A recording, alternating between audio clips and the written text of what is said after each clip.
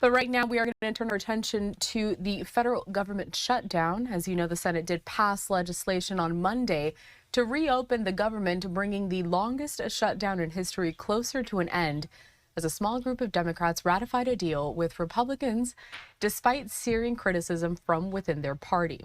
The 41-day shutdown could last a few more days as members of the House, which have been on recess since mid-September, return to Washington to vote on that legislation. And then throughout this morning, we have been asking you at home to submit your questions and what you would like to know about the government funding bill that was just passed. Joining us now to discuss this even further and to answer your questions at home is Karen Holt. She is a political science professor at Virginia Tech. Karen, good morning. Good morning. All right, so I just want to hop right to it, bringing up this on the screen. So this is basically the question that we pose to our viewers. What questions do you have about the government funding bill? And remember that you can still submit questions while we have Karen live on the show here by scanning the QR code there on the top right-hand side of your screen. And so let's get right to it. Okay, Karen, the first question, pretty straightforward. What happens next? That's a wonderful question. And the simple answer is it's still a mixed bag, because once a bill passes the U.S. Senate, then it goes next to the U.S. House. And so the House has been on recess, as you indicated. Getting those House members back to Washington, D.C. is a next step. And then once they get back to Washington, then they have to decide whether to support the Senate bill or not. I don't think that's necessarily a sure thing, but it seems pretty likely that that will happen, because it looks as though what will happen going forward is that the bill will appear then before the U.S. House, which contains some elements the House has already passed, but other elements it's not looked at completely. So that will lead to some debate on the House floor. There also will have to be some efforts to take a vote to get a majority in the House to support the legislation. Once that happens, and it's pretty much the same as the Senate bill, then it goes to President Trump for signature. All right, and so as I mentioned, this shutdown, it could last for a couple more days while all of that really comes into play. Let's get to this next viewer question here. So will the military be paid this week? Great question. It looks as though it's hard to know when officially the shutdown is going to end. It could stretch into the people I have talked to that have been furloughed, for example, right now, do not expect to be called back to work until Monday morning. However, the paychecks could start flowing sooner than that. In addition, part of the legislation that passed the Senate includes 3 so-called minibus bills that start funding back. Some of those bills will affect military construction projects and may well be able to allow some members of the military to receive paychecks going toward the end of the week. And then I do want to piggyback off of that question, Karen, because what makes the military different when it comes to their payments during a government shutdown in comparison to maybe other federal agencies? Well, one thing that's important is that there are both civilians and military working for the U.S. Department of Defense. Those are classified in 2 different categories.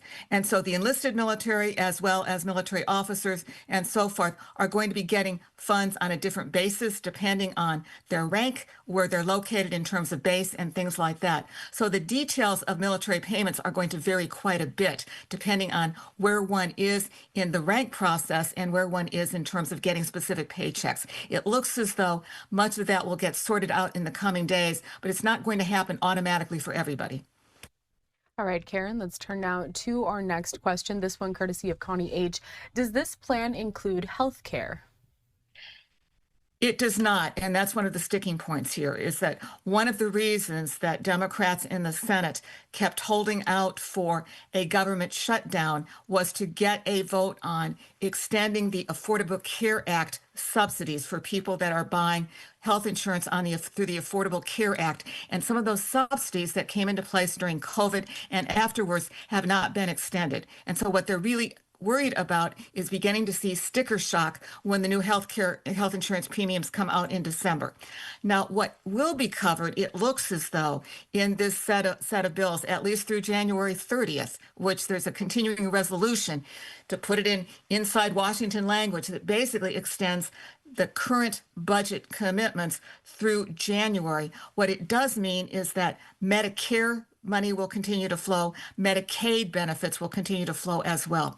In terms of the healthcare subsidies for people buying healthcare on the markets through the Affordable Care Act, they may well not see immediate reactions in terms of the premiums being covered. What the Democrats did agree to in this bill that's going before the U.S. House is that basically the Democrats in the Senate will be able to schedule a vote on whether to extend those subsidies in December. That's something they could not even get the Senate Majority Leader, Senator Thune, to agree to. They at least have that agreement. But in the meantime, we're on a wait-and-see basis, at least for these health care subsidies. All right, and then I do believe we have one more viewer question. Again, for our viewers at home, if you do want to ask a question while we have Karen live on the show, just scan the QR code there on the top right-hand side of your screen. So Rhonda T says this: how long before SNAP benefits will be available? I know this is a major concern for millions across the country. It is indeed. And to some extent, unfortunately, we're into how these programs are actually put in place at the ground level. In some states, those benefits have already been loaded on EBT cards. Now, there was a time in which the Trump administration said, we're going to claw back those monies from the states. But it does seem to me that once the House votes on the Senate bill, then SNAP is funded through next fiscal year, so through next October of 2001. I would look, depending on the state and depending on the program, for those benefits to begin to be loaded very soon. But that's worth checking at the state level to see.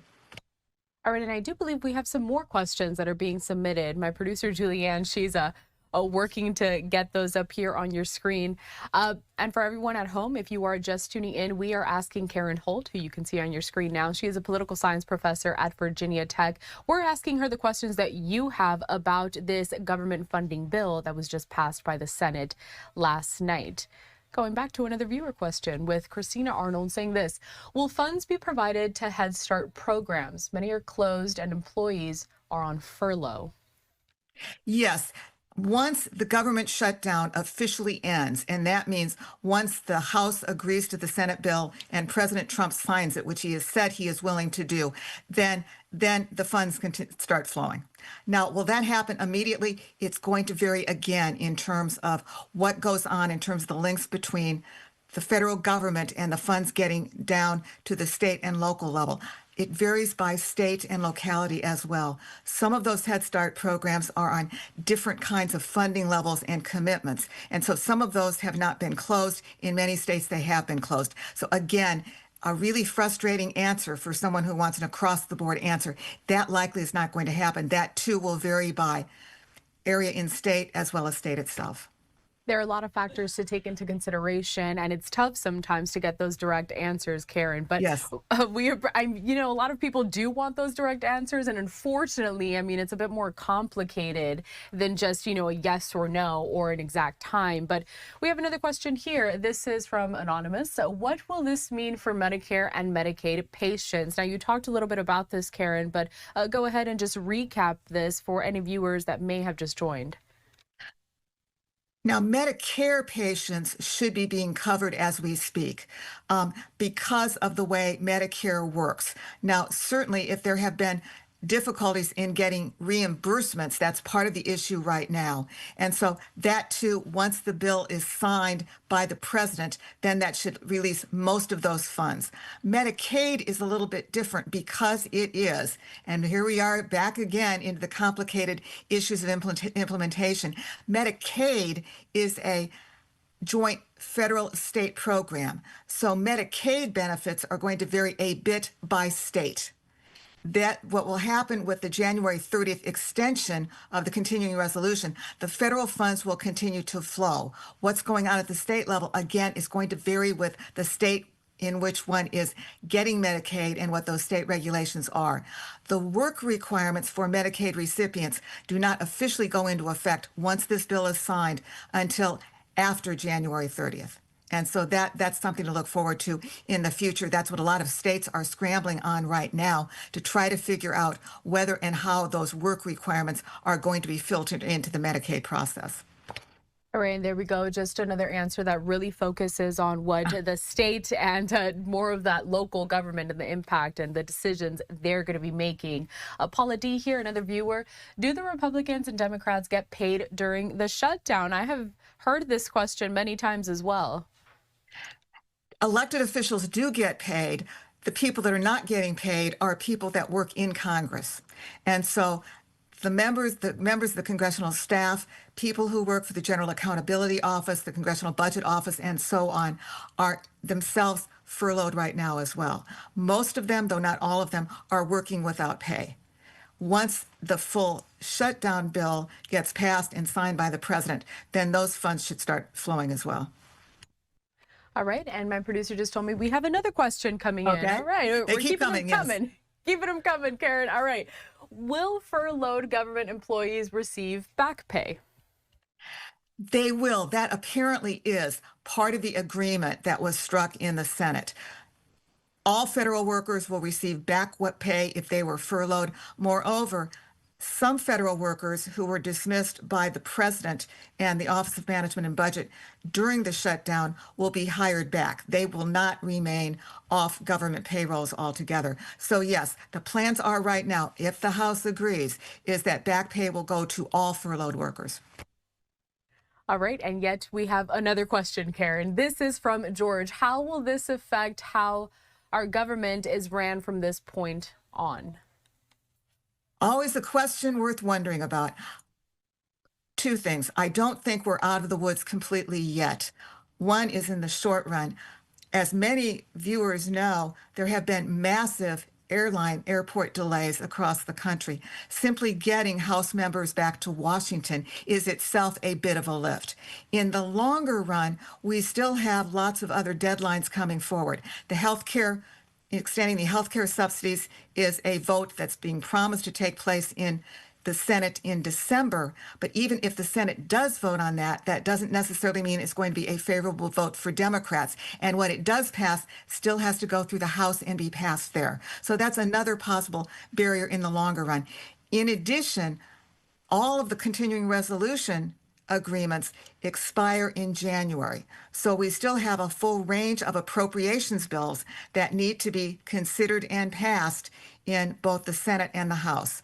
3 appropriations bills are included in the Senate package. Many others remain to be voted on. What that means then is that this continuing discussion of what the U.S. priorities are, what should be done in terms of government generally, are going to remain on the table. And it'll be something for people to think about and talk about, which is what this is doing is delaying it a bit, opening up communication channels, at least in the Senate, and maybe among the Democrats and Republicans, but that too remains to be seen. All right, Karen, I just wanted to put you up here on the screen as well. As she is answering viewer questions, thank you to everyone who has submitted so far. People are still submitting them, Karen. So if you have time for a couple of more, I'm going to bring a couple of more here in just a sec. But Karen Holt is a political science professor at Virginia Tech. She has been following the federal government shutdown very closely. Here is another question that we have from Anonymous. Will there be a stimulus check to help financially recover? Now, a lot of these questions are posed with, this being top of mind, just like everything that has been lost over the last 41 days. So, Karen, what's the answer? Well, another great question. These are all terrific questions. It doesn't look to me as though there's agreement even within the Trump administration about whether to move forward with the stimulus checks. It remains the case that there are some serious revenue flow problems at both the federal level and, more importantly for most viewers, in many states as well. So where those stimulus checks are going to come from at the national level really is a matter for debate. And that is the kind of thing that is going to be very difficult legally for a president to simply say, I can spend federal dollars that way, since the power of the purse still remains in the Congress. All right. And then, Karen, I do believe we have one more viewer question here. They're all pretty good, I think. Yes, very good. Very Answering good. a lot of what I'm wondering as well. But we have this one from Christine. It's going to be our final one. Can you explain what it means for low-cost insurance? Thank you. Well, low-cost insurance is really one of the critical issues here, especially for people that have been looking for individual coverage through the Affordable Care Act. That looks as though it's going to become somewhat more difficult. What the challenge will be then for many purchasers of such insurance is to look as carefully as they can about the options that are available in the markets in which they live. And that makes this even more difficult. that is one of the concerns about the extent to which those subsidies continue that under the Affordable Care Act, or whether they're canceled or changed and limited in other kinds of ways. So at the moment, it does seem to me it's still worth looking at what the options may be, but those options are likely to change, perhaps somewhat notably, once Congress decides to act or not act in December and then in January. All right, Karen, and then I do have one question for you before I let you go here. Anything that stood out to you in particular with this latest government shutdown, which has now become the longest running government shutdown in history? A couple of things very quickly. One is I have been struck by the degree to which there has been such firm and intense framing of this issue as a Democratic Party cave. I see the impulse behind that, but I do think to some extent it may be an overstated view of what's been going on. Some Democrats, those who voted for the Senate compromise and those who chose not to, understand that when a party is in the minority in both the presidency and in the U.S. House and in the U.S. Senate, there are limited numbers of options that a party can forge. The estimation for some Senate Democrats was the two senators from Nevada, for example, have seen a huge devastating cut to tourism travel to Las Vegas. One can understand why they, representing their constituents, said, you know what, we've got to do something to get the government moving again. At the same time, among the people who started forging this bill were, interestingly, from the New England states that are quite poor, and also in that group of eight senators, 4 are former governors. It seems to me that governors like former Virginia Governor Tim Kaine saw the degree of suffering in their states, particularly in Virginia, particularly in Maine, particularly in New Hampshire, and said, this is about as far as we can go right now without increasing the pain. And so I think then we are at a point at which one has to figure out what we value in terms of priorities as a society. That's not saying one side was right and the other side wrong, but it does underscore how difficult this process is. Karen Holt, a political science professor at Virginia Tech. We appreciate your time joining us here at Live Now from Fox to answer those viewer questions. And thank you to our viewers for submitting them. We still have some time to go before the government reopens. So, Karen, we'll be in touch. Okay, thanks so much. Good to hear these very good questions. Thank you.